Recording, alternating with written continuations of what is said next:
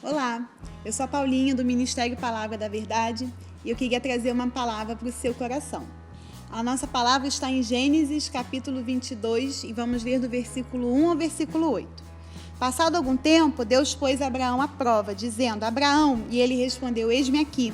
Então disse Deus: Tome seu filho, seu único filho Isaque, a quem você ama, e vá para a região de Moriá.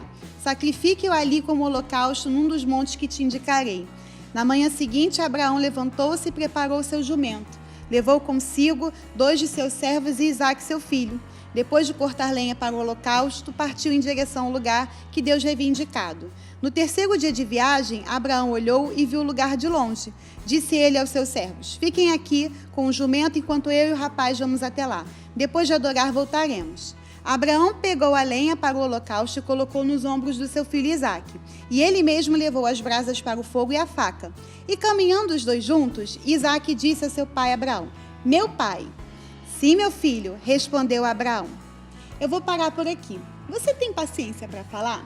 Imagina que de onde Abraão morava até Moriá tinha 80 quilômetros de distância. Um senhor de 100 anos percorreu essa distância toda com uma criança de aproximadamente 11 ou 12 anos de idade.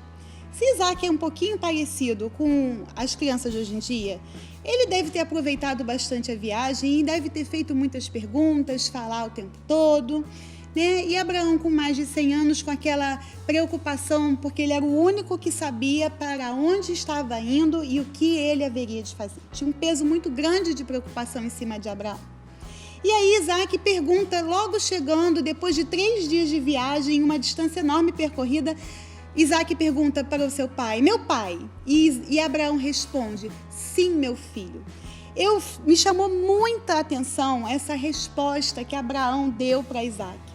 Quantas vezes a gente está preocupado, angustiado, cansado, e quando alguém nos faz uma pergunta, a gente responde: Que é? Ou já vou? Ou e perde a paciência às vezes para responder. Abraão tinha todos os motivos para responder ou nem responder a Isaque de uma outra maneira, a não ser com essa palavra: Sim, meu filho. E quando Isaque lhe lança a pergunta: Onde está o sacrifício? E ele responde: O Senhor proverá. Você vê a graça de Deus, a sabedoria de Deus, o amor de Deus derramado naquela resposta.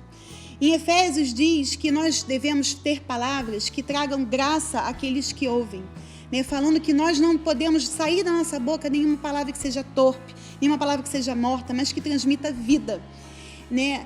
E nós vemos nessa resposta de pai para filho como podemos deixar que os sentimentos dominem as nossas reações quando nós falamos com alguém.